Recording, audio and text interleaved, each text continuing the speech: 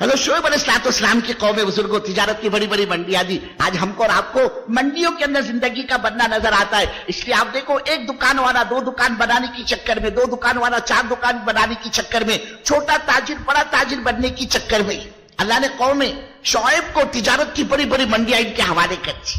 لاکھوں کروڑوں اربوں روپیوں کا مال ان کے ہاتھ سے نکل کر منڈی میں آتا تھا. لیکن اس قوم نے گڑبڑ شروع کر دی, نافرمانی کی. اللہ نے سمجھانے والے بھیجے کہ مال جب خریدنے کا موقع ہے تو پورا مال گن کر لینا, مال کے اندر عیب نکالنا کہ بھائی صاحب آپ اس کوالٹی کا مال لے کر آئے, اب تو مارکیٹ میں اس کا چلن ہے نہیں اور یہ چیز چلے گی نہیں, چلو ٹھیک ہے آپ لے کر آئے تو میں اتنا دام دے دیتا ہوں, اور یہ یاد رکھو یہ دام آپ کو مارکیٹ میں دوسرا کوئی نہیں دے گا. دل اس کا کہہ رہا ہے 2 پیسے کمانے کی چیز ہے, اور بیپاری کو کیا کہہ رہا ہے, مال لانے والے کو, کہ اس کے اندر تو نقصان ہی نقصان ہے. اب چونکہ آپ لے کر آئے میں آپ کو واپس بھیجنا نہیں چاہتا. ہاں کہ مال کے لینے کا وقت ہے, پورا مال بزرگوں وہ وزن کر کے لینا, اس میں عیب نکالنا, اور جب دینے کا بات آئے تو اس کی جھوٹی تعریف کرنا.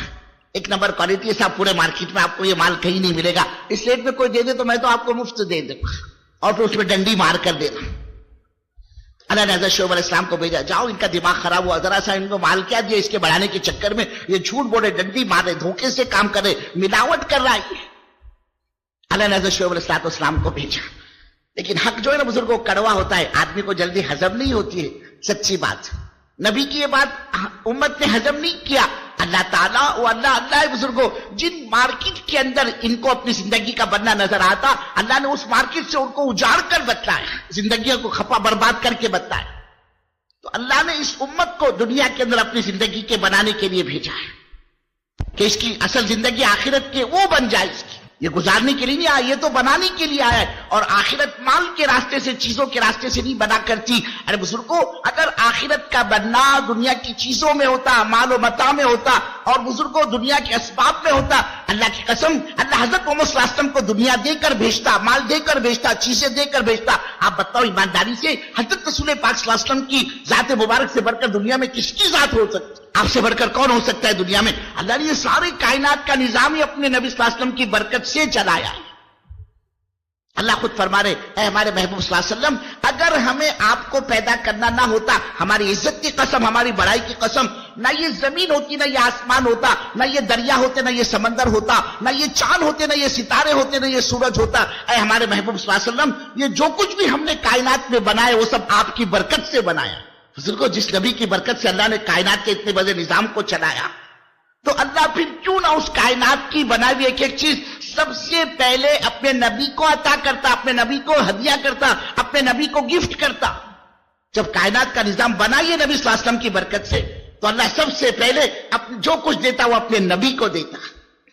اب ذرا زندگی اٹھا کر دیکھیے, حضرت رسول پاک صلی اللہ علیہ وسلم کی آپ کی مبارک سیرت کیا کہتی ہے, آپ کی زندگی کیا کہتی ہے. بزرگوں یہ مائی عائشہ صدیقہ رضی اللہ تعالیٰ عنہا ہے.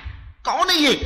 سرکار مدینہ, تاجدار مدینہ, جناب محمد رسول اللہ صلی اللہ علیہ وسلم کی پاک بیوی ہے, امت کی ماں ہے, ہم سب کی ماں ہے. بزرگوں قسم کھا کر فرماتی ہے 2-2, 3-3 مہینے گزر جاتے تھے, ہمارے گھر میں چولہا تک نہیں سلگتا. 2-2, 3-3 مہینے گزر جاتے تھے, ہمارے گھر میں چولہا تک نہیں سلگتا تھا. گھر کے چولہے کب بجھتے بزرگوں, کب ٹھنڈے ہوتے؟ جب کسی اللہ کے بندے کے گھر میں کوئی چیز ہے ہی نہیں پکانے کے لیے, تو وہ کائی کے لیے چولہا سلگائے گا. فرماتی ہے 2-2, 3-3 مہینے گزر جاتے تھے, چولہا نہیں سلگتا تھا گھر کے اندر. فرماتی ہے ہم نے اپنی پوری زندگی حضرت رسول پاک صلی اللہ علیہ وسلم کے ساتھ گزاری ہے, اور حضرت رسول پاک صلی اللہ علیہ وسلم کی ساری زندگی ہماری آنکھوں کے سامنے, نگاہوں کے سامنے گزر گئی. فرماتی اللہ کی قسم ہم نے اپنی پوری زندگی میں کبھی 2 وقت پیٹ بھر کر روٹی نہیں کھائی. فرماتی رات اگر ہم نے کھا لیا ہے تو دن ہمارا فاقے کی اور بھوک کی حالت میں گزرتا تھا, اور دن میں کھا لیا ہے تو فرماتی ہے رات ہمارا فاقے کی اور بھوک کی حالت میں ہماری گزرتی تھی. کیوں بزرگوں, ابھائی ممرا والو, یہ اللہ نے جو ایک بارش کا پیٹ بنایا انسان کا, آپ بزرگوں اس پیٹ کا بھر لینا کوئی عزت کی اور شرافت کی علامت ہوتی. بتاؤ بزرگوں اللہ اپنے نبی صلی اللہ علیہ وسلم کے دروازے پر فاقہ کیوں لاتا؟ اللہ چاہتا تو جنت کا دسترخوان اپنے نبی کے لیے دنیا میں بھیجتا. یہی ماں عائشہ صدیقہ رضی اللہ تعالیٰ عنہا فرماتی ہے ہم نے حضرت رسول پاک صلی اللہ علیہ وسلم کے کپڑوں کو اپنی پوری زندگی میں کبھی طے کر کے صندوق میں, اٹیچی میں, الماری میں رکھا ہی نہیں. فرماتی اس کی نوبت ہی نہیں آئی. آدمی کے کپڑے کب رکھے جاتے ہیں؟ صندوق اور اٹیچی اور الماری میں. اس اللہ کے بندے کے پاس 1 سے 2, 2 سے 4, 4 سے 6 جوڑے ہو کپڑوں کے. مائی صدیقہ فرماتی حضور کے پاس 1 جوڑا تھا جو استعمال میں آتا, جس کو آپ استعمال فرماتے. اور وہ فرماتی ہے مائی عائشہ رضی اللہ تعالیٰ عنہا, جب وہ میلا ہو جاتا اسی کو اتارا جاتا, پھر اسی کو دھویا جاتا, پھر اسی کو سکھایا جاتا, اور اسی ایک جوڑے پر اللہ کے رسول صلی اللہ علیہ وسلم نے اپنی اکثر زندگی گزاری ہے. مائی صدیقہ فرماتی ایک وقت ایسا آیا اللہ کے رسول صلی اللہ علیہ وسلم کے کپڑوں کو سوکھنے میں ذرا دیر لگ گئی, کپڑے گیلے رہ گئے اور نماز کا وقت ہو گیا. حضرت بلال حبشی رضی اللہ تعالیٰ عنہ جو سرکار مدینہ کی مسجد کے مؤذن ہیں, در مبارک پر تشریف فرماؤ ہے کہ اللہ کے رسول آپ کا لوگوں کو انتظار ہے, جماعت تیار ہے. مائی صدیقہ فرماتے اللہ کی قسم حضرت رسول پاک صلی اللہ علیہ وسلم کے پاس ان 2 بھیگے ہوئے گیلے کپڑوں کے علاوہ کوئی تیسرا سوکھا کپڑا نہیں تھا جس کو پہن کر اللہ کے حبیب نماز ادا فرماتے کبھی ہم نے حضور کے کپڑے کو رکھا ہی نہیں طے کر کے صندوق اور ارتیچے الماری میں, کہ حضور کو یہ شاندار کپڑوں کے جوڑوں کا مل جانا کوئی عزت اور شرافت کی علامت ہوتی. اللہ کی قسم اللہ اپنے نبی کے لیے جنت کا جوڑا دنیا میں پہنواتا. یہی ماں عائشہ صدیقہ رضی اللہ تعالیٰ عنہ اپنے مکان کی حالت کو بتلاتی ہے. ہمارا مکان کیسا تھا؟ RCC کا, گرینائٹ کا, کانکریٹ کا, ماربل کا.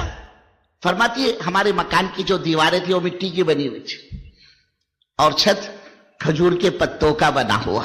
اور فرماتی وہ مکان بھی اتنا تنگ تھا کہ اللہ کے رسول صلی اللہ علیہ وسلم جب گھر میں تشریف فرما ہوتے, جب آپ گھر میں داخل ہوتے, مائی صدیقہ فرماتی ہے میری نگاہوں نے دیکھا ہمارے مکان کی چھت وہ سرکار مدینہ جناب محمد رسول اللہ صلی اللہ علیہ وسلم کے سر مبارک سے ٹکراتی تھی, چھت سر سے لگتی تھی. مکان کی لمبائی کتنی, چوڑائی کتنی, اس کو بھی بتلاتی, کتنے اسکوائر فٹ کا, کتنے گنٹے کا ہمارا پلاٹ تھا. فرماتی میں رات سوئی ہوا کرتی تھی اپنے پیروں کو پھیلا ہوئے, اور اللہ کے رسول صلی اللہ علیہ وسلم کا جب تہجد کا ارادہ ہوتا, اللہ کے حبیب صلی اللہ علیہ وسلم کی آدھی رات کے گزرنے پر نماز کی نیت بن جاتی. مائی صدیقہ فرماتی ہے میں تو سوئی ہوا کرتی تھی اپنے دونوں پیروں کو پھیلائے ہوئے اللہ کے حبیب کے سامنے, اور آپ کی نماز کی نیت بندی ہوئی ہوتی. آپ تو لمبی لمبی نمازیں پڑھتے تھے نا. مائی صدیقہ فرماتی ہے اکثر اللہ کے نبی صلی اللہ علیہ وسلم کے پیر مبارک پر سوجن رہتی تھی, ورم رہتا تھا لمبی لمبی نمازیں پڑھنے کی وجہ سے. مائی صدیقہ فرماتی میں نے ایک مرتبہ پوچھ لیا اللہ کے رسول صلی اللہ علیہ وسلم آپ تو اللہ کے نبی ہیں کہ اللہ نے آپ کے سارے اگلے پچھلے گناہ معاف کر دیے, پھر آپ اپنے کو اتنا تھکاتے ہو کہ عائشہ میں خدا کا شکر گزار بندہ نہ بنوں جس اللہ نے میرے اگلے پچھلے گناہ معاف کر دیے. تو آپ کی تو یہ عادت شریفہ تھی, آپ کی لمبی لمبی نمازیں ہوتی. اور مائی صدیقہ فرماتی میں اپنے پیروں کو پھیلائے ہوئے سوئی ہوا کرتی تھی, لیکن جب حضرت رسول پاک صلی اللہ علیہ وسلم کو سجدے میں جانے کی نوبت پیش آتی اور اللہ کے رسول صلی اللہ علیہ وسلم رکوع سے فارغ ہو کر آپ سجدے میں جانا چاہتے, مائی صدیقہ فرماتی ہے اللہ کے حبیب صلی اللہ علیہ وسلم سجدے میں جاتے ہوئے اپنے ہاتھوں سے میرے لمبے پھیلائے ہوئے پیروں کو یوں دھکا دے دیا کرتے, ہاتھ سے گویا کہ اشارہ ہوتا تھا. مائی صدیقہ فرماتی ہے میں اپنے لمبے پھیلائے ہوئے پیروں کو اپنے قریب کر لیتی تھی, اور پیروں کے قریب کر دینے کے بعد جو خالی جگہ سامنے کو نکلتی تھی, سامنے کو بچتی تھی, اس خالی جگہ میں کالی کملی والے جناب محمد رسول اللہ صلی اللہ علیہ وسلم سجدہ فرمایا کرتے تھے. یہ مکان کی تنگی کی حالت ہے بزرگ. اور پھر یہ تو آپ کی اپنی ذاتی زندگی ہوئی, آپ کے اہل اولاد کا کیا بزرگوں, آپ کیا دے کر گئے اپنے گھر والوں کو, اپنے خاندان والوں کو, کیا کیا آپ نے, کیا چھوڑا آپ نے اپنے خاندان اور رشتہ داروں کے لیے. یہ حضرت فاطمہ رضی اللہ تعالیٰ عنہ کون ہے؟ یہ اللہ کے رسول صلی اللہ علیہ وسلم کی سب سے زیادہ چہیتی اور لاڈلی بیٹی, جس سے بڑی محبت بڑی عقیدت حضور کو اللہ کے نبی صلی اللہ علیہ وسلم. کبھی کبھی حضرت فاطمہ پر نگاہ پڑ جاتی تو اس کو دیکھ کر فرماتے یہ دیکھ رہے ہو نا یہ فاطمہ, یہ تو میرے جگر کا ایک ٹکڑا ہے. بڑی محبت حضور کو حضرت فاطمہ سے. اللہ کے رسول صلی اللہ علیہ وسلم ایک مرتبہ اپنی بیٹی حضرت فاطمہ رضی اللہ تعالیٰ عنہا کے مکان پر تشریف لے گئے, باہر سے اجازت مانگی اندر آنے کی, پکارا اپنی بیٹی کو نام لے کر, بیٹی جی, اپنے ابا کی آواز پہچان لی, یہ تو میرے ابا ہے جو مجھ سے اندر آنے کی اجازت مانگتے ہیں. بیٹی نے کہا ابا جان آپ اندر تشریف لے آئیے. کوئی نہیں, اکیلی گھر میں تنہا آپ کی بیٹی فاطمہ ہے, دوسرا کوئی نہیں, آپ اندر تشریف لے آئے, چلے آئیے آپ. اللہ کے رسول صلی اللہ علیہ وسلم فرمایا بیٹی بھائی درود شریف پڑھتے رہے, اللہم صلی علی سیدنا. حضرت فاطمہ رضی اللہ تعالیٰ عنہ جواب دیا کہ اللہ کے رسول آپ اندر تشریف لے آئے. آپ نے فرمایا حضرت رسول پاک صلی اللہ علیہ وسلم نے بیٹی فاطمہ ایک مہمان کو میں ساتھ لایا ہوں, میرے ساتھ آئے اور وہ بھی اندر آنا چاہتے تمہارے مکان میں, کیا میں انہیں اپنے ساتھ تمہارے مکان میں لے کر داخل ہوں, انہیں اندر آنے کی اور اندر لانے کی اجازت ہے؟ बुजुर्गों, अंदर से बेटी ने रोते हुए जवाब दिया है अपने अब्बा जान को कि अब्बा जान, आपको तो अंदर आने की इजाजत है, लेकिन जिन मेहमान को आप साथ लेकर आए, जो मेहमान आपके साथ आए हैं, जो अंदर आना चाहते, अब्बा जान उनको अंदर आने की और अंदर लाने की इजाजत नहीं है। और वजह इसकी ये अब्बा जान कि आपकी बेटी फातिमा के पास इतना कपड़ा या पर्दा और चादर नहीं है कि आने वाले मेहमान से पर्दा किया जा सके। अल्लाह के रसूल सल्लल्लाहु अलैहि वसल्लम ने जब ये सुना, ज़ाहरो कतार आपकी आंखों से आंसू बहने शुरू हुए और आपने अपनी चादर मुबारक को उतार कर अंदर भेजा और फिर उस चादर के जरिए से हजरत फातिमा रदी अल्लाह ताला अन्हा ने पर्दे का इंतजाम किया है। ये जिंदगी है बुजुर्गों। माई सिद्दीका है रदी अल्लाह ताला अन्हा फरमाती, एक बड़ा सख्त कठिन दिन हम पर आया और वो ये अल्लाह के रसूल सल्लल्लाहु अलैहि वसल्लम मर्जुल वफात में, आप अपनी जिंदगी के आखिरी अय्याम गुजार रहे और आप मेरे हुजरे में, और माई सिद्दीका फरमाती है मेरे हुजरे का ये हाल है, मेरे घर में लोगों का तांता बंधा हुआ है, लोग आ रहे, अल्लाह के रसूल सल्लल्लाहु अलैहि वसल्लम की ज़ियारत कर रहे, अल्लाह के हबीब की बीमार पुरसी हो रही है, अल्लाह के नबी सल्लल्लाहु अलैहि वसल्लम की तीमारदारी हो रही है और घर में हुजूम है, और फरमाती है मेरे घर में अंधेरा छाया हुआ है, चेहरे से चेहरे का पहचानना मुश्किल, कौन आया, किसने मुलाकात की, कौन गया, पता ही नहीं चलता था। माई सिद्दीका रज़ी अल्लाह ताला अन्हा फरमाती है मेरे दिल में एक बात आई कि क्यों ना मैं अपनी इस चार दीवारी के अंदर कोई पर्दे चिराग की रोशनी का इंतजाम हो जाए, ताकि आने वाला मजमा कम से कम अल्लाह के नबी का दीदार, अल्लाह के हबीब की ज़ियारत चिराग की रोशनी में कर ले, पता तो चले कौन आया और किसने मुलाकात की और कौन गया। तो मेरे दिल में फरमाती बात आई कि चिराग तो जल जाए घर के अंदर, लेकिन खुद फरमाती है कि हमारे घरों में जो खाने पका करते थे उन खानों में तेल नहीं पड़ा करता था, तो चिराग के जलाने के लिए हमारे पास तेल कहां से आता। फरमाती मैंने अपने घर की चीजों को तलाश किया, टटोला, तो एक औंधा पड़ा हुआ किसी जमाने का चिराग मिट्टी का, वो मेरे हाथ लग गया। आयशा रज़ी अल्लाह ताला अन्हा फरमाती है मैंने उसको उठाया, अपने दुपट्टे से साफ किया और पड़ोस में एक यहूदी औरत रहा करती थी, इस चिराग को वहां भिजवाया और ये कहलवा भेजा, बहन थोड़ा सा तेल या घी या चर्बी जो भी तुम्हारे पास हो उधार दे दो। अल्लाह के रसूल सल्लल्लाहु अलैहि वसल्लम की तबीयत नासाज है, मेरे घर में अंधेरा छाया हुआ है, लोग आ रहे अल्लाह के नबी का दीदार के लिए, लेकिन घर में अंधेरा होने की वजह से चेहरा पहचान नहीं जाता। फरमाती अल्लाह की कसम हमारी घर की चार दीवारी के अंदर उस दिन चिराग जला है जिस दिन हजरत मोहम्मद सल्लल्लाहु अलैहि वसल्लम की जिंदगी का चिराग बुझने वाला था। ये जिंदगी है। और फिर अल्लाह ने तो अपने नबी सल्लल्लाहु अलैहि वसल्लम पर पेश किया दुनिया को। ऐ हमारे महबूब सल्लल्लाहु अलैहि वसल्लम, आपको कौन सी नबूवत चाहिए?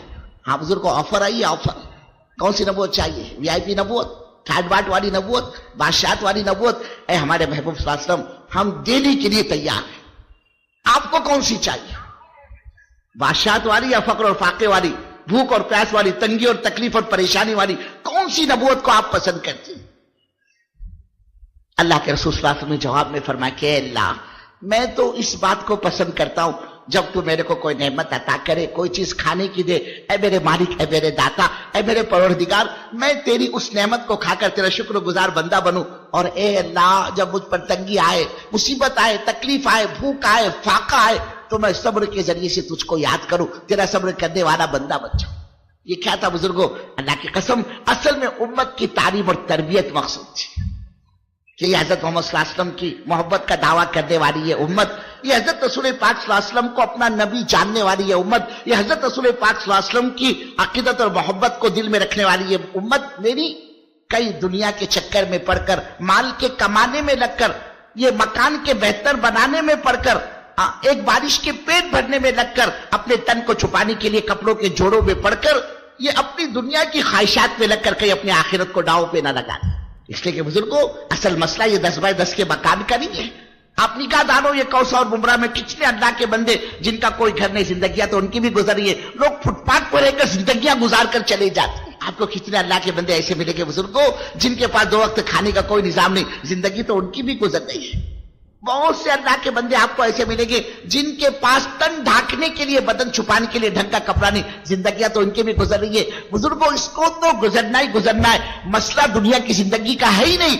अल्लाह की कसम असल मसला मेरा और आपका वो आखिरत का मसला है, वो कब्र का मसला है, वो नजात का मसला है। मेरे को आपको क्या पता आदमी किस हाल में मरेगा, ईमान के साथ इसका जनाजा उठता है या बेईमानी के साथ ये दुनिया से जाएगा, अल्लाह ही बेहतर जानता है। कौन जलकर मरेगा, कौन डूबकर मरेगा, कौन एक्सीडेंट की मौत मरेगा, कौन दवाखानों में एरिया रगड़ता हुआ जाएगा। अरे बुजुर्गों तस्बीह हाथ से पहले छूटेगी या दम पहले निकलेगा, या गाली मुंह से निकलेगा दम छूटेगा, अल्लाह ही बेहतर जानता है। اور سارا مدار تو خاتمے پر انمل اعمال بالخواتیم. یہ ایمان کے ساتھ گیا اس کا بیڑا پار, زندگی بنا کر گیا اس کا بیڑا پار, اور اللہ نہ کرے یہ بیمانی کی موت مرائے, اللہ کی قسم صدیاں گزر جائے گی, کسی نبی کی سفارش بھی اس کے حق میں کام نہیں آئے. ہم کو تم کو کیا پتا, اور مستقل گھاٹیاں جس سے انسان کو گزرنا ہے. یہ نہیں بزرگوں, آدمی کی موت آ گئی, اس کا میٹر کلوز ہو گیا, اب کوئی مسئلہ ہی نہیں باقی. اللہ کی قسم میٹر کلوز نہیں ہوا, میٹر سٹارٹ ہوا یہاں سے. کیا معمولی منزل ہے بزرگوں, معمولی چیزیں, موت کا مسئلہ آدمی کا. اللہ اکبر. حضور فرماتے ہیں بزرگوں, موت کا فرشتہ آدمی کی رگ کو چھو لیتا ہے, ابھی تو پورے بدن سے جان نکالنی باقی ہے, آدمی کی پہچان ختم ہو جاتی ہے, نہیں پہچانتا یہ میری گھر والی کھڑی ہے, یہ میرا باپ ہے, یہ میری ماں, یہ میرے بچے, کسی کو نہیں پہچانتا, صرف چھونے پر یہ حال بنتا ہے. اندازہ لگائے بزرگوں, پورے بدن سے جب جان نکالی جائے گی آدمی کا کیا بنے گا. اللہ خود کہہ رہا ہے والنازعات غرقا, قسم ان فرشتوں کی جو روح کو رگوں میں سے گوتا مار مار کر نکالتی ہے. ہم کو تم کو کیا پتا کس حال میں کس کی جان نکالی جائے گی. مستقل گھاٹیاں ہیں. اور پھر یہ نہیں کہ موت آ گئی اس کا مسئلہ ختم ہو گیا, بلکہ فوراً سامنے قبر کی منزل ہے. ہم کو تم کو کیا پتا بزرگوں, جس قبر کے بارے میں اللہ کے نبی کا فرمان ہے یہ آخرت کی منزلوں میں سے پہلی منزل ہے.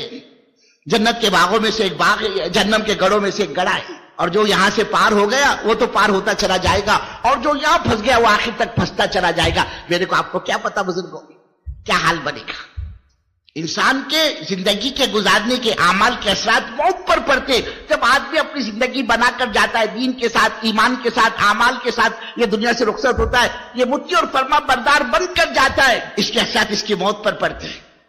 ہاں, دیندار کی موت بھی شاندار ہوتی ہے بزرگوں, اس کو تو پتہ بھی نہیں چلتا. تصویر ہاتھ سے پہلے چھوٹی یا دم پہلے نکلا, جیسے مکھن سے باہر نکالا جاتا ہو, اس طرح سے مرد مومن کی روح نکالی جاتی ہے, پتہ بھی نہیں چلتا اس کو.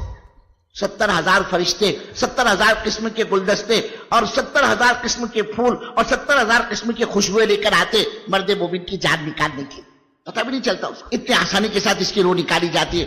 اور اللہ نہ کرے اس نے من کی چاہتوں کو دنیا میں پورا کیا, اچھا مکان مل جائے, اچھے کپڑے مل جائے, میری چاہتیں یہی پوری ہو جائے, اور اس کے لیے نہ حرام کی پرواہ کی, نہ حلال کی, جھوٹ سے, سود سے, دھوکے سے, غبن سے, کوٹوں میں جا کر جھوٹی گواہی سے لوگوں کی زمینیں اور مکان ہڑپ کر کے اس نے دنیا میں اپنی جان بنا دی. اللہ کی قسم اس کے اثرات اس کی موت پر پڑتے, اس کی قبر پر پڑتی. کہ حال یہ بنتا ہے بزرگوں کہ چیخ رہا ہے, یہ چلا رہا ہے, چلانا چاہتا ہے, چیخنا چاہتا ہے, لیکن آواز نہیں نکلتی اس کی موت پر.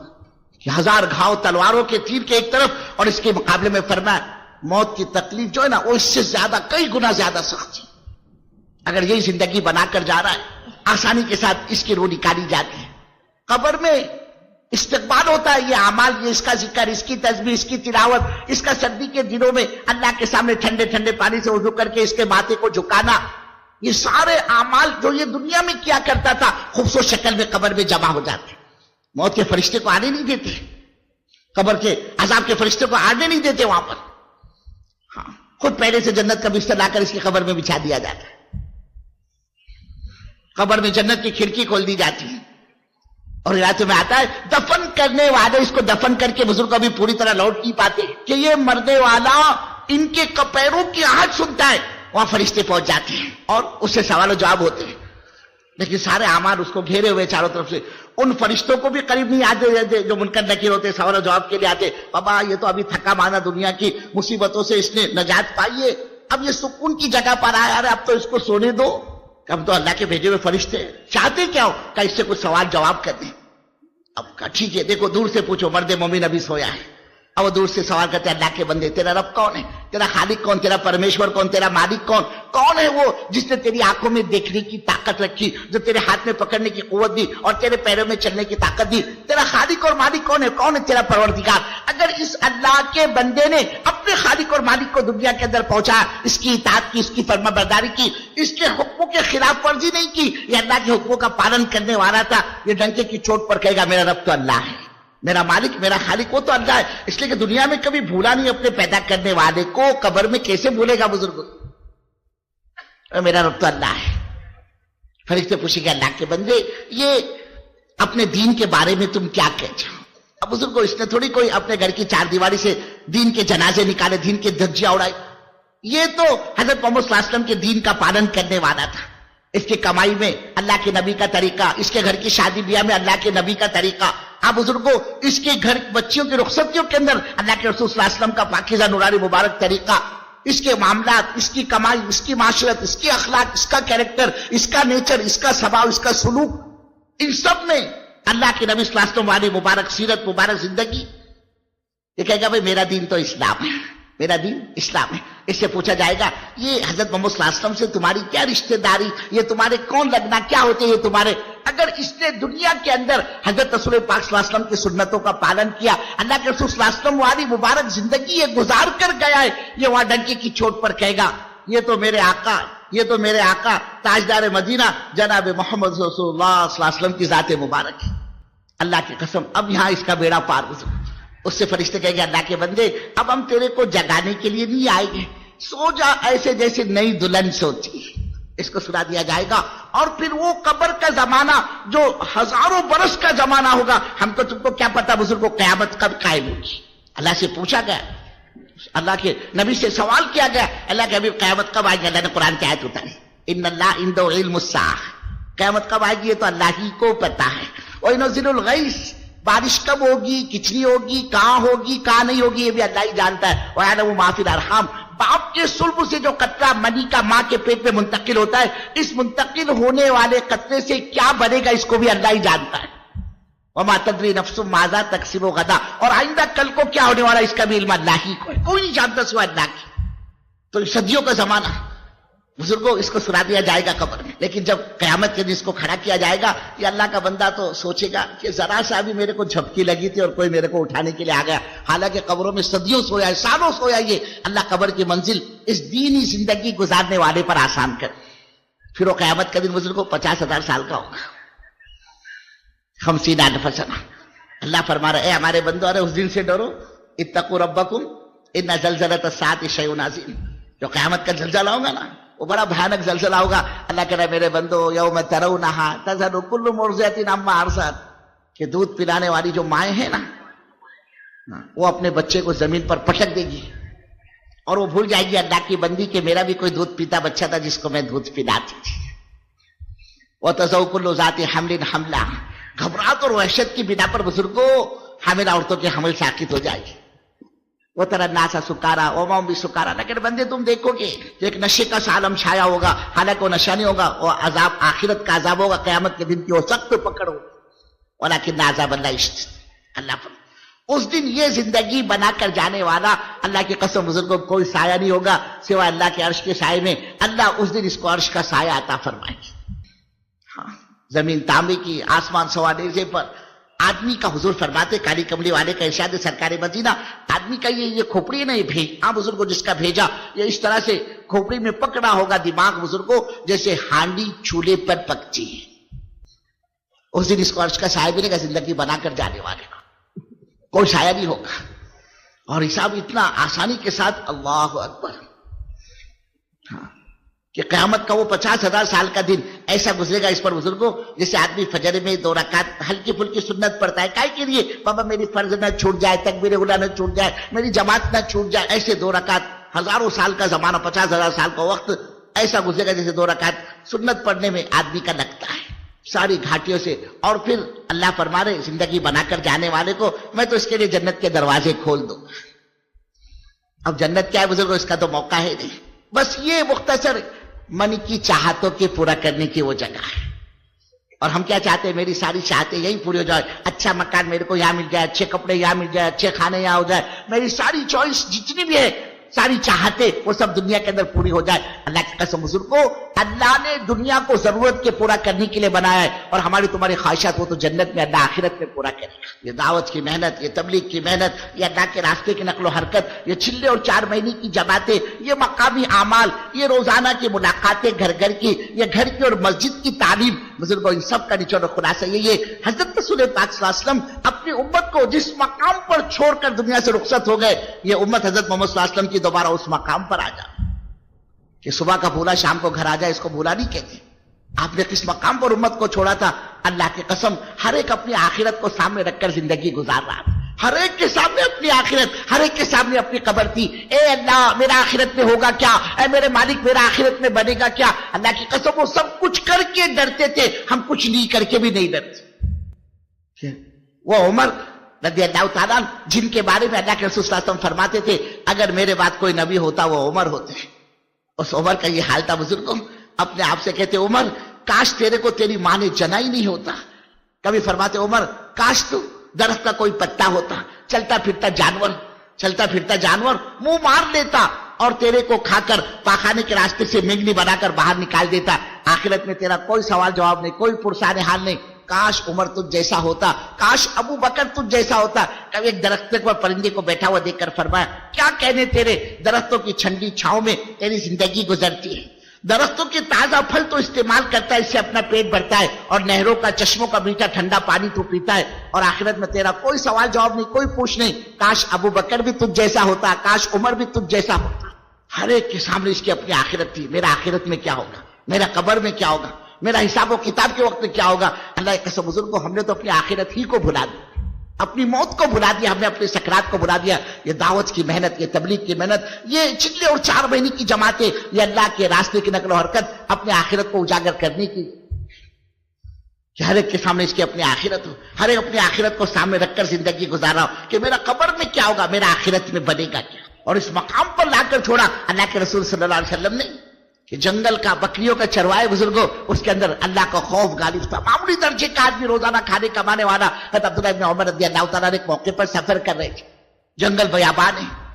ایک چروائے کو دیکھا، تیز کڑاکے کی سخت گرمی، لو چل رہی ہے اور یہ بکری کو ہانکتا ہوا گزر رہا ہے. اس پر رحم آیا، اس کو بلایا، اس چروائے کو، اپنا توشے دان کھولا، کھانے کا ڈبہ، اسے کہا اللہ کے بندے ہمارے ساتھ تم بھی کھانے میں شریک ہو جاؤ. اس نے کہا حضور معاف کیجیے گا میرا تو روزہ ہے. کہا روزہ، ایسی سخت گرمی اور تم روزہ رکھتے ہو؟ کوئی رمضان کا مہینہ تو ہے نہیں، پھر کیسی گرمی، پھر یہ روزہ کیسا، یہاں تو لو چل رہی ہے، کلیجے منہ کو لگ رہے. اس چروائے نے کہا حضور اصل میں اپنی آخرت کی تیاری میں لگا ہوں. معمولی درجے کا آدمی، بکریوں کا چروا، سخت کڑاکی کی تیز دھوپ ہے بزرگوں، لو چل رہی ہے، جنگل بیابان ہے، دور دور تک کوئی سائیدار درخت نہیں، پانی کے پینے کے پانی کا نام و نشان نہیں بزرگوں. اور وہ کہہ رہا ہے میرا روزہ ہے اور میں اپنی آخرت کی تیاری میں لگاؤں، اپنے اعمال کو آخرت کی بینک میں ریزرو کر رہا ہوں. حضرت عبداللہ ابن عمر کو بڑا تعجب ہوا. آپ نے اس کا امتحان لینا چاہا. اس سے کہا اللہ کے بندے ٹھیک ہے تمہارا تو روزہ ہے، ایک بکری ہمارے ہاتھوں تم فروخت کر دو، ہم تمہیں بکری کی پوری قیمت دیں گے اور اس بکری کو ذبح کر کے آدھا گوشت ہم تمہیں مفت میں دیں گے جو تمہارے افطار کے اندر کام آئے گا، تم اس کو استعمال کر لینا. قیمت بھی تم کو پوری ملے گی بکری کی اور آدھا گوشت بھی مفت میں ملے گا. اس گوشت کو استعمال کر لینا، افطار میں تمہارے کام آئے گا. چروائے نے کہا حضور معاف کیجیے گا یہ بکریاں میری نہیں، میں تو مزدور آدمی ہوں، بکریاں تو مالک کی ہے، بکریاں تو مالک کی. پھر عبداللہ ابن عمر رضی اللہ تعالیٰ نے اور اس کو مزید امتحان میں ڈالا کہ اللہ کے بندے اپنے مالک سے کہہ دینا آج ایک بکری بھیڑیا کھا گیا. بزرگوں وہ چروا کہتا تھا ٹھیک ہے میں اپنے مالک سے کہہ دوں گا آج ایک بکری بھیڑیا کھا گیا. آسمان کی طرف انگلی اٹھا کے کہتا تھا فَإِنَ اللَّهَ فَإِنَ اللَّهَ فَإِنَ اللَّهَ، اللہ کہاں جائے گا، اللہ کہاں جائے گا، اللہ. وہ کس کا یقین تھا بزرگوں؟ ایک معمولی درجے کا بکریوں کا چروا ہے. اللہ کی قسم آج تو ایمانداری دیکھنے کو آنکھیں ترستی. یہ دعوت کی محنت اسی معیار پر امت کو لانے کی محنت ہے کہ امت کی زندگی کے اندر خدا کا دین زندہ ہو جائے. اور سب سے زیادہ جس کی فکر تھی اللہ کے حبیب صلی اللہ علیہ وسلم کو اپنی امت کی فکر تھی. کبھی آپ نے فاطمہ کی اتنی فکر نہیں کی، حضرت حسن اور حسین کی اتنی فکر نہیں کی جتنی فکر آپ نے اپنی امت کی. ہر وقت امت کا غم، امت کا درد، امت کی فکر. اے اللہ میری امت کا کیا ہوگا، اے اللہ میری امت کا کیا بنے گا. ارے بزرگوں سرکار مدینہ کالی کملی والے کا آخری وقت ہے، روح مبارک نکل رہی ہے اور آپ کو جان نکلنے کی تکلیف محسوس ہوئی. آپ نے موت کے فرشتے سے فرمایا اے ملک الموت، اسرائیل سے فرمایا اسرائیل میرے کو تکلیف ہو رہی ہے کہ اللہ کا یہ حکم ہے کہ مجھ محمد رسول اللہ صلی اللہ علیہ وسلم کی روح کو تکلیف کے ساتھ نکالا جائے میری جان کو. ملک الموت نے کہا علیہ السلام نے کہ اللہ کے رسول اللہ کا تو یہ حکم ہے کہ ہمارے نبی ہمارے محبوب کی روح کو بہت سہولت سے آسانی سے نکالو کہ میرے لاڈلے نبی کو تکلیف نہ ہو. آپ نے فرمایا اسرائیل تم یہ کہہ رہے ہو کہ اللہ کا تو یہ حکم ہے تو کہیں تم میرے کو تکلیف تو نہیں پہنچا رہے جو میں تکلیف محسوس کر رہا ہوں. اسرائیل نے کہا اللہ کے رسول اللہ کی قسم میری کیا مجال کہ میں اور آپ کو تکلیف پہنچاؤں. کہا اسرائیل تم یہ کہہ رہے ہو نہیں یہ اللہ کا حکم ہے کہ میری روح کو تکلیف سے نکالا جائے اور نہیں تم کہہ رہے ہو کہ میں تمہیں تکلیف پہنچا رہا ہوں. इज़राइल इसके बावजूद मैं अल्लाह का नबी तकलीफ महसूस कर रहा हूं, तो इज़राइल मेरी उम्मत के जिन गुनहगारों की, मेरी उम्मत के जिन नाफरमानों की और मेरे उम्मत के जिन भटके हुए लोगों की तू जान निकालेगा, इज़राइल मेरी उम्मत के गुनहगारों का उस वक्त क्या होगा?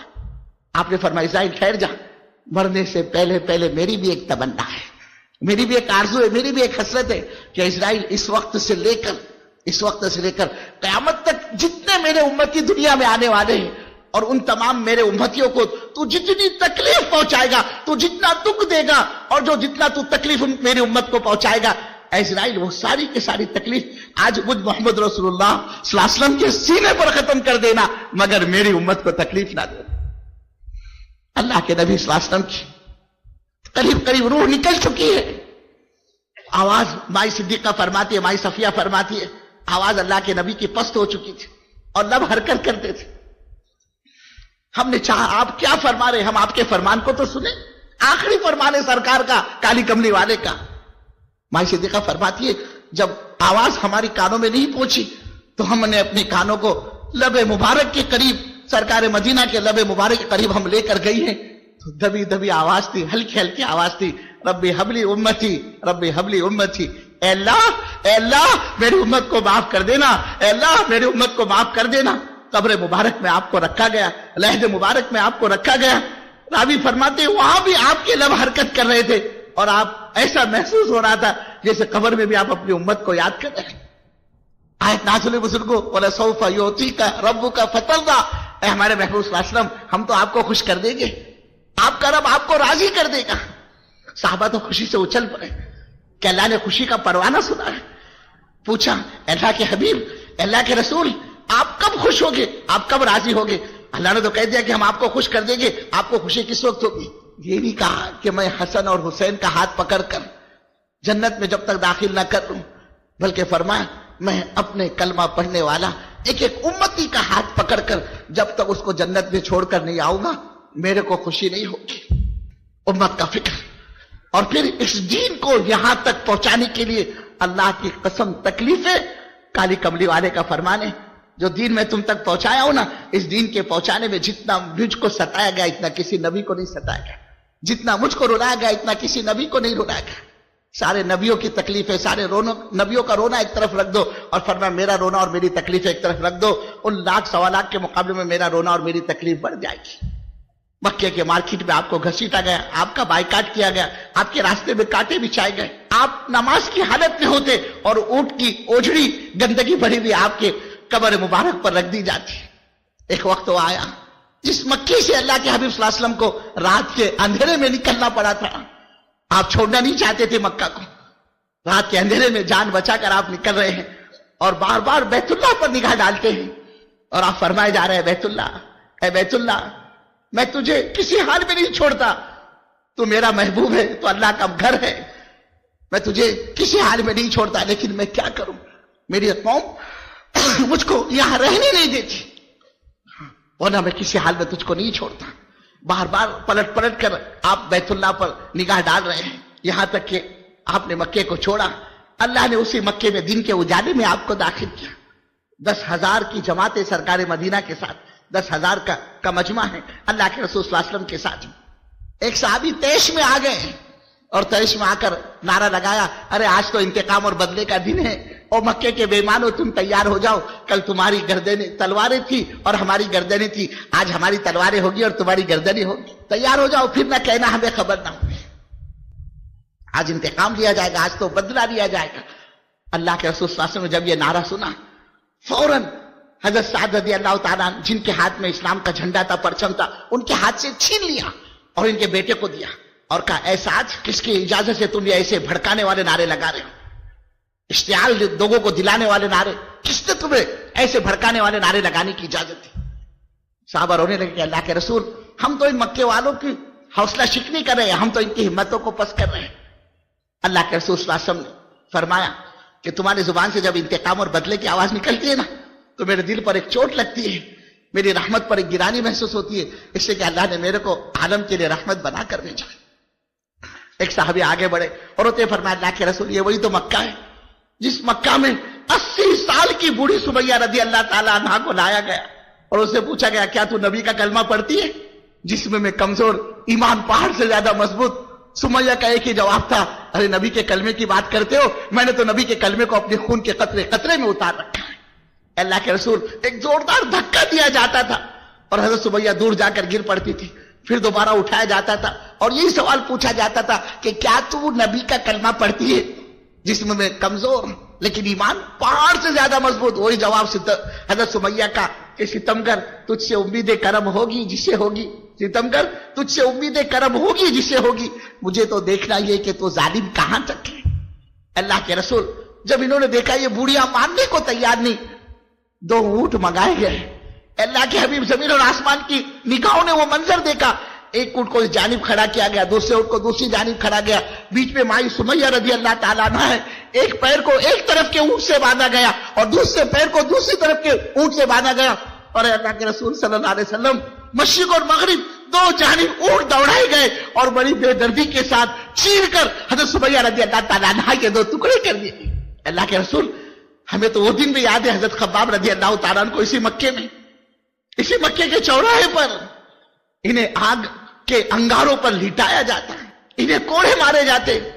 حضرت عمار حضرت یاسر پر تو مظالم کی حد کر دی جاتی، حضرت خباب کو انگاروں پر لٹا کر ان پر پتھر کی بھاری چٹان رکھ دی جاتی. اللہ کے رسول ہمیں تو سب تکلیفیں یاد آ رہی. آپ نے فرمایا تم کو یاد ہے اور مجھ کو یاد نہیں ہے. یہ وہی مکہ ہے جس مکے میں میرے راستے میں کانٹے بچھائے جاتے ہیں، مجھ کو پتھروں سے مار مار کر لہو نہال کر دیا جاتا. میں اسی زخمی حالت میں، خون بدن سے جاری ہے، اسی زخمی حالت میں بیت اللہ پہنچ جاتا اور بیت اللہ سے چمٹ کر یہ دعا کرتا کہ اے اللہ اپنے محبوب صلی اللہ علیہ وسلم کو اس زخمی حالت میں دیکھ کر کہیں تیرا عذاب، کہیں تیرا غصہ جوش میں نہ آ جائے. اے اللہ میں اس لیے یہاں پر نہیں آیا ہوں کہ ان مکے والوں کے لیے تباہی اور بربادی اور ہلاکت کے لیے بد دعا کر دوں. اے اللہ میں تو اس لیے آیا ہوں یہ جو کچھ میرے ساتھ مکہ والے کر رہے ہیں جن کو میں سہتا چلا جا رہا ہوں، اے اللہ اگر کسی مقام پر کسی موقع پر میں تنگ آ کر یا گھبرا کر یا عاجز ہو کر بھی اے اللہ میں ان مکے والوں کی تباہی اور بربادی اور ہلاکت کے لیے بد دعا کر بیٹھوں تو اے میرے باری تعالیٰ، اے میرے معبود، اے میرے خالق، تجھے اس بابرکت کر کعبۃ اللہ کی عظمت کی قسم ہے اور میری محبت کا واسطہ ہے کہ میرے اس بد دعا کو کبھی قبول نہ کرنا. یہ ستانے کے عادی ہے تو میں معاف کرنے کا عادی ہوں. میں آج بھی مکہ والوں سے وہی کہتا ہوں جو حضرت یوسف علیہ السلام نے اپنے ظالم بھائیوں سے کہا تھا، لا تثریب علیکم اليوم، کہ تمہیں اپنے کل کے کیے پر شرمندہ ہونے کی ضرورت نہیں. ارے محمد صلی اللہ علیہ وسلم تمہیں قتل و قتال کی بھٹی میں جھونکنے کے لیے نہیں آیا ہے. اللہ کے نبی نے وہاں عام اعلان کیا، جاؤ مکہ کی ماؤں سے کہہ دو کہ تمہاری عصمت کو نہیں چھیڑا جائے گا، مکہ کی بچیوں سے کہہ دو کہ تمہارے سر سے دوپٹے نہیں اتارے جائیں گے، مکہ کے جوانوں سے کہہ دو کہ تمہارا قتل عام نہیں کیا جائے گا. یہ سب کس کے لیے تھا؟ امت کے حق میں. ایک وقت آیا مکے میں آپ کا سانس لینا مشکل ہو گیا. اللہ کے رسول صلی اللہ علیہ وسلم طائف پہنچے. ذہن یہ تھا اللہ نے طائف کو ہما قسم کی نعمتوں سے نوازا ہے، باقیات کی فراوانی ان کو دی ہے، شاید یہ اللہ کی طرف متوجہ ہو جائے، اللہ کی طرف رجوع ہو جائے. دعوت دی، اپنے دین کو پیش کیا، قبیلہ ثقیف کے سرداروں سے بات چیت کی. ان میں کئی بدبخت بولاؤ ہو، اللہ کے علاوہ تم کو کوئی دوسرا نبی نہیں ملتا تھا جس کو اللہ نبی بنا کر بھیجتے.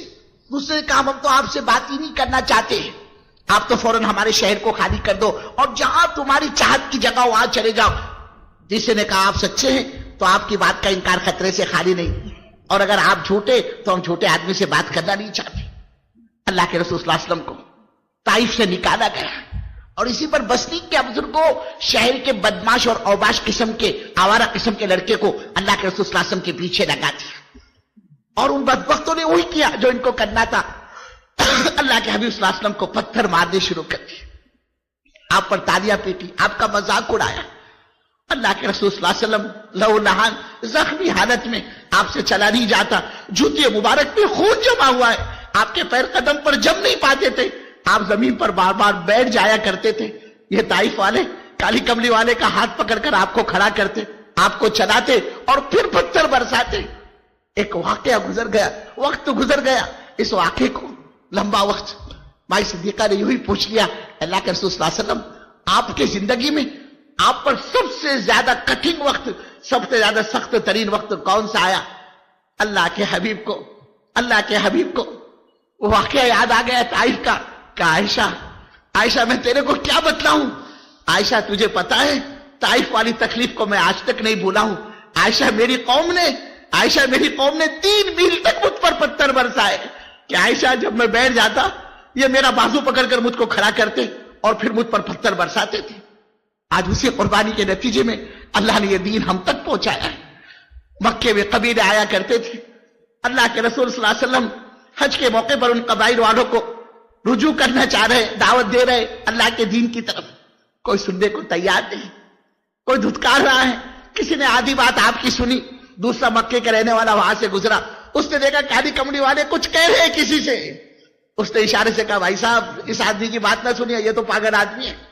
اس نے سرکار مدینہ کو وہیں جھٹکا دیا اور وہ آگے نکل گیا. آپ ہے کہہ رہے ہے کوئی اللہ کے دین کا مددگار, ہے اللہ کے دین کی کوئی نصرت کرنے والا, ہے کوئی اللہ کے دین کی مدد کرنے والا. آپ نے دیکھا ایک قبیلہ ایک کنارے پر کھڑا ہوا ہے. آپ اس کے پاس گئے, وہ قبیلے کو بٹھایا اور ان سے اپنا تعارف کروایا, پوری بات کی, اللہ کی وحدانیت سمجھائی, اللہ کیسے خالق ہے, اللہ کیسے مالک ہے, اللہ کیسے رازق ہے, کہ زمین اور آسمان کے بنانے والے اللہ, چاند اور ستارے اور سورج اور دریا اور پہاڑ کے بنانے والے اللہ, اور جو کچھ کرتے ہیں اللہ کرتے ہیں, اور جو کچھ ہوتا ہے اللہ ہی کے کرنے سے ہوتا ہے. اللہ کی وحدانیت, اللہ کی عظمت, اللہ کی ربوبیت, اللہ کی بزرگی, اللہ کی بڑائی کو ان کو سمجھایا. قوم نے پوری بات سنی, قبیلے نے پوری بات سنی اور ایک طرح سے یہ مطمئن ہو گئے. لیکن انہوں نے کہا ابھی تھوڑی دیر میں ہمارا سردار آتا ہے, اگر وہ آپ کی بات کو قبول کر لے تو ہم بھی آپ کی بات قبول کرنے کے لیے تیار ہیں. انہوں نے اپنے پاس بٹھایا اللہ کے نبی صلی اللہ علیہ وسلم کو. آپ بیٹھ گئے کہ چلو یہاں مکے میں تو حال یہ کوئی بات سننے کو تیار نہیں, کم سے کم اتنا تو ہوا کہ انہوں نے بات سنی اور مجھے اپنے پاس بٹھایا. آپ بیٹھ گئے. تھوڑی دیر میں اس قبیلے کا سردار پہنچا اور یہ بدبخت پہلے سے اللہ کے رسول صلی اللہ علیہ وسلم کو جانتا تھا.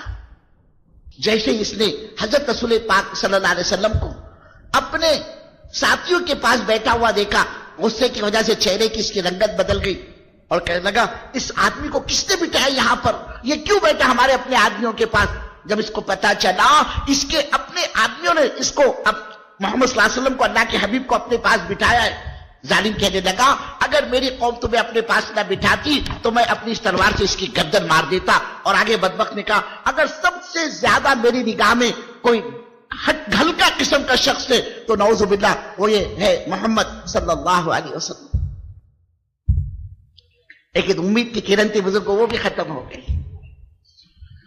اللہ کے رسول صلی اللہ علیہ وسلم نے کوئی جواب نہیں دیا. آپ وہاں سے اٹھ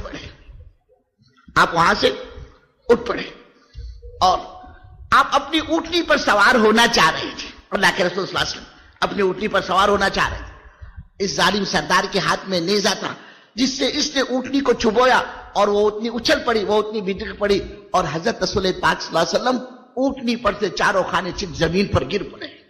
اس نے حضور کو زمین پر گرایا. جب قوم نے یہ تماشا دیکھا کہ ہمارے سردار نے تو یہ کھیل تماشا کیا ان کے ساتھ کہ اچھے بھلے اونٹ پر بیٹھے ہوئے آدمی کو نیچے گرا دیا, ان بدبختوں کو تو کھیل تماشا مل گیا. ان میں کہ ایک بدبخت آگے بڑھا اور اس نے آ کر گریبان پکڑا سرکار مدینہ جناب محمد رسول اللہ صلی اللہ علیہ وسلم کا اور چہرے مبارک پر تھوکا. دوسرے بدبخت نے مٹی اٹھا کر حضور پاک صلی اللہ علیہ وسلم کے سر مبارک پر ڈالی اور ایک بدبخت آگے بڑھ کر اللہ کے حبیب صلی اللہ علیہ وسلم کے کپڑے کو تان تان کرتا چلا گیا. آپ کے کپڑے پھاڑ دیے, کپڑے آپ کے پھٹے ہوئے, چہرے مبارک پر تھوکا ہوا ہے, سر مبارک پر مٹی پڑی ہوئی ہے.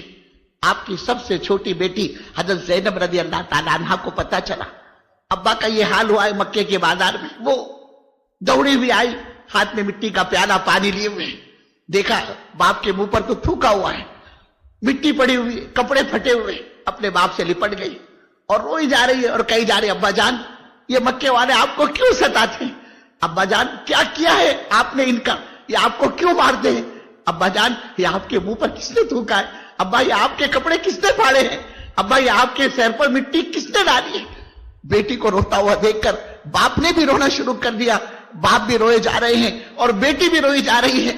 آخر میں اللہ کے رسول صلی اللہ علیہ وسلم نے اپنی بیٹی سے کہا بیٹی اپنے باپ کا غم نہ کر, بیٹی اپنے باپ کی فکر نہ کر, بیٹی تیرے باپ کا لایا ہوا دین خدا ایک نہ ایک دن ہر کچے پکے مکان میں داخل کر کے چھوڑے گا اگر کوئی عزت سے قبول کرتا ہے تو عزت سے، ورنہ ذلیل ہو کر اس کو یہی آنا پڑے گا۔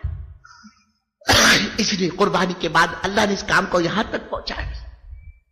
اب یہ ہماری آپ کی ذمہ داری ہے کہ ہم اس ذمہ داری کو اٹھائیں، اس لیے کہ حضرت رسول پاک صلی اللہ علیہ وسلم پر اللہ نے نبوت کے دروازے کو تو بند کر دیا۔ اللہ کے نبی کا فرمان، لا نبی بعد، میرے بعد کوئی نبی نہیں، ہم آخری نبی کے آخری امت ہیں۔ اللہ نے نبوت کے دروازے کو تو بند کر دیا، لیکن نبوت والا کام اللہ نے اس امت کے حوالے کر دیا کہ اس امت کا ایک ایک فرد، اس امت کا تاجر، اس امت کا مزدور، اس امت کا انجینئر، اس امت کا ڈاکٹر، اس امت کا پی ایچ ڈی، اس امت کا مونگ پھلی بیچنے والا اور اس امت کا آٹو رکشہ چلانے والا کوئی کیوں نہ ہو، ہم سب اللہ کے دین کے ذمہ دار ہیں۔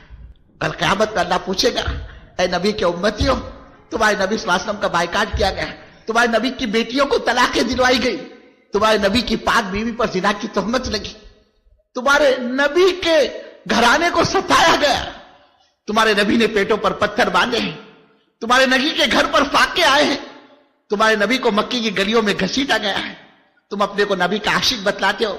جس زمانے میں، جس صدی میں نبی صلی اللہ علیہ وسلم کے دین کے جنازے نکل رہے تھے، نبی صلی اللہ علیہ وسلم کا دین مٹ رہا تھا، اس وقت تم نے نبی کے دین کے لیے کیا کیا؟ بزرگوں، اللہ کا جواب دینا بھاری ہو جائے گا۔ ہم اپنے کو اللہ کے دین کا ذمہ دار سمجھیں، اس امت کا ایک ایک فرد اللہ کے دین کا ذمہ دار ہے، پوری امت اللہ کے دین کی ذمہ دار ہے۔ کل قیامت میں اللہ تعالیٰ ایک ایک فرد سے پوری امت کے بارے میں پوچھے گا، اور پوری امت سے ایک ایک فرد کے دین کے بارے میں اللہ سوال کرے گا۔ جس نے اللہ کو رب مانا اور حضرت محمد صلی اللہ علیہ وسلم کو اللہ کا نبی جانا ہے، وہ اللہ کے دین کا اور دین کی محنت کا ذمہ دار ہے۔ ہم اپنی ذمہ داری کو محسوس کریں۔ اللہ نے یہ کام دیا ہے زندگی کے بنانے کے لیے۔ ایک بہت بڑا عاملہ، ایک بہت بڑا طبقہ جو اس وقت اپنے اپنے گھروں کو روانہ ہونے کو ہے، وہ طبقہ حضرت رسول پاک صلی اللہ علیہ وسلم کی اس محنت کی فکروں کو لے کر جائے، اجتماع سے اس کی اپنی زندگی بدلے۔ اب تک بہت اللہ کو ناراض کیا، اب تک دعوت کی محنت سے کوسوں دور تھے، اب اپنی اپنی مسجدوں کے اندر، اپنے اپنے محلوں کے اندر، اپنی اپنی بستیوں کے اندر آقا والے کام کو، آقا کی فکر کو، آقا کی دعوت کو، آقا کے دین کو زندگی کا مقصد بنائیے۔ یہ مجمع اپنی زندگی کے بنانے کے عزائم لے کر جائے کہ اللہ، زندگی میں بہت گناہ ہوئے، بہت نافرمانی ہوئی، تیرے حکموں کو توڑا ہے ہم نے، تیرے گھر کو ویران کرنے والے ہمیں، اے اللہ معاف کر دے۔ اب اجتماع میں عہد کرتا ہوں، ارادہ کرتا ہوں کہ اب کے بعد میری کوئی نماز نہیں جائے گی، اب کے بعد کوئی تیری نافرمانی نہیں ہوگی۔ ہم عزائم کریں، ارادے کریں۔ زندگیوں کو پلٹا کھلانے والی ذات اللہ کی ہے۔ جب بندہ طالب بن جاتا ہے تو جو طالب ہوا کرتا ہے اللہ اس کو کبھی محروم نہیں کرتا، اور جو بے طلب ہوتا ہے اللہ اس کو کبھی اپنا دین نہیں دیتا۔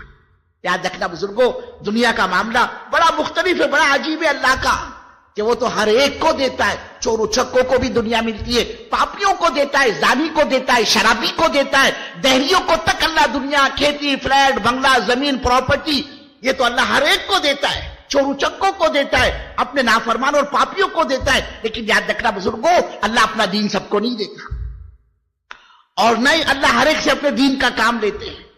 اللہ کام اسی سے لیتا ہے جو اپنے کو سرکار مدینہ کے دین کا محتاج سمجھے، کہ میں محتاج ہوں اللہ کے دین کا، اللہ کا دین میرا محتاج نہیں ہے، میرے کو ضرورت ہے اللہ کے دین کی، اللہ کے دین کو میری تمہاری ضرورت نہیں۔ ہم کریں گے اپنا نفع ہوگا، اپنی نسلوں کا نفع ہوگا، اپنی ذات کا نفع ہوگا۔ اللہ نسلوں کے اندر دین کے دائی شہدائی لائے گا، اور ہم نہیں کریں گے، ہم جان بچائیں گے اللہ کے دین کی محنت سے، اور ہم اللہ کے دین کے تقاضوں سے اپنے کو بچائیں گے۔ اللہ کی قسم، اللہ کا دین ہمارا تمہارا محتاج نہیں۔ اللہ کہہ رہے، اے ہمارے بندو، جب تم نہیں کرو گے ہم نئی قوم کو لائیں گے، وَيَسْتَبْدِلْ قَوْمًا غَيْرَكُمْ وَلَا تَضُرُّوهُ شَيْئًا، ہم نئی قوم کو لائیں گے، ان کو ہدایت کی دولت سے مالا مال کر دیں گے، اور ان سے ہم اپنے دین کا کام لیں گے، اور تم ہمارا کچھ نہیں بگاڑ سکتے۔ کئی فرما رہا اللہ، وَيَسْتَبْدِلْ قَوْمًا غَيْرَكُمْ ثُمَّ لَا يَكُونُوا أَمْثَالُكُمْ، اے ہمارے بندو، جب تم اس محنت سے اپنی جان بچاؤ گے ہم نئے عملے کو آگے لائیں گے، اور وہ عملہ تمہاری طرح نہیں ہوگا۔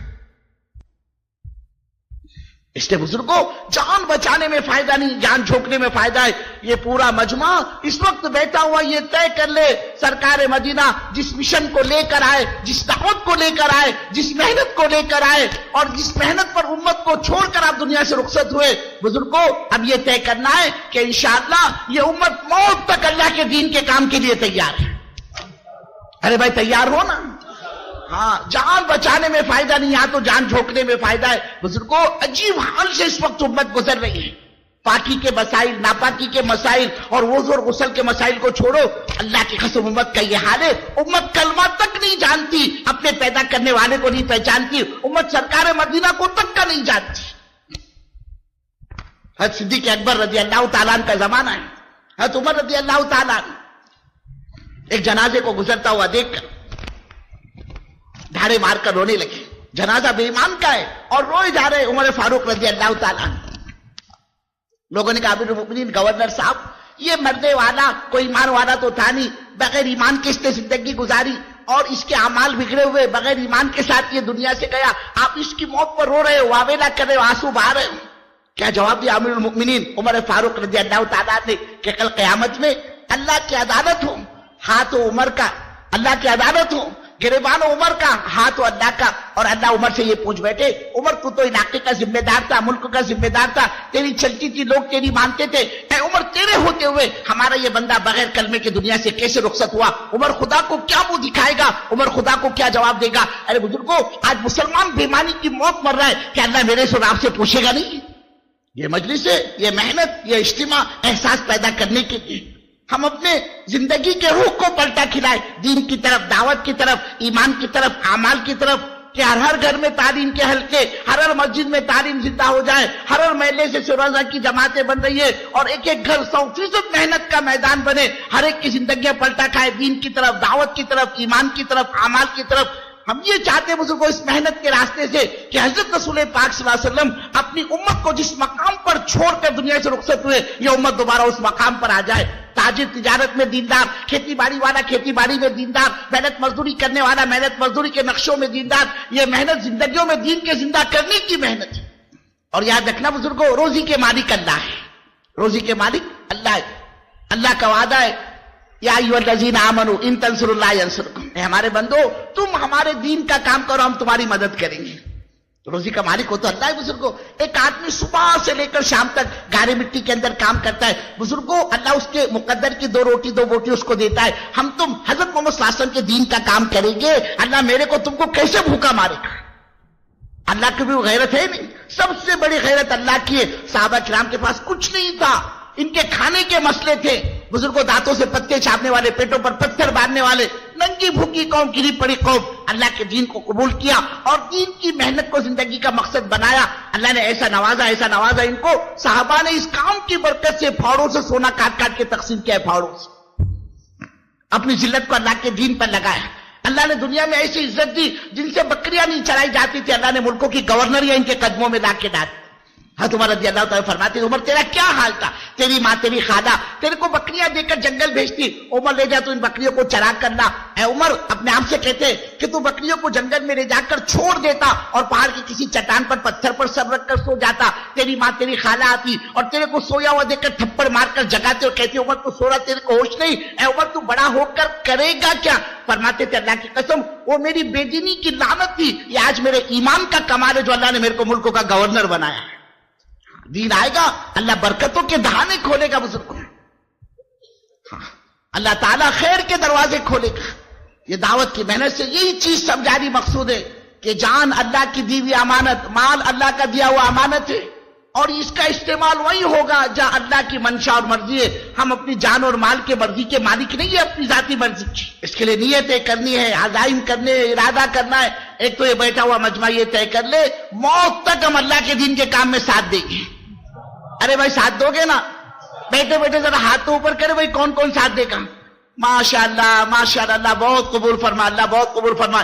اس کے لیے بزرگوں ہم ارادے کریں کہ ہم تو آئے تھے اجتماع میں بات سننے کے لیے. اللہ نے بات دل میں اتاری ہے، اللہ نے بات دل میں اتاری ہے. موت کا کوئی بھروسہ نہیں. بزرگ اپنے کو کیا پتا یہ کس کس کی زندگی کا یہ آپ کا عمرہ کا اجتماع آخری اجتماع. کتنے تھے گزشتے اجتماع میں بزرگوں، آج وہ قبروں میں چلے گئے، آہیں بھر رہے ہیں. ایک سبحان اللہ اپنی زبان سے نہیں کہہ سکتے. وہ اجتماع، وہ سال، وہ رمضان، وہ عید ان کے آخری عید تھی، آخری اجتماع تھا. ہم کو تم کو کیا پتا بزرگوں یہ اجتماع اس سال کا کس کس کی زندگی کا آخری اجتماع ہے. آئندہ یہ اجتماع نصیب ہوگا یا نہیں، اللہ کے راستے کی چلت پھرت نصیب ہوگی یا نہیں، اللہ ہی بہتر جانتا ہے. اس کے لیے بزرگوں یہ بہترین موقع ہے زندگی کے بنانے کا. کہ آئے تھے اجتماع میں بات سننے کے لیے, اللہ نے بات دل میں اتاری. اب انشاءاللہ ہم اجتماع سے یہاں سے 4 مہینے نقد اللہ کے راستے میں جانے کے لیے تیار ہے.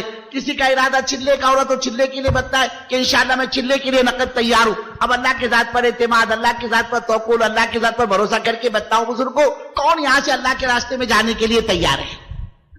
کرو بھائی, ہمتیں کرو, اللہ تمہاری جانوں میں مالوں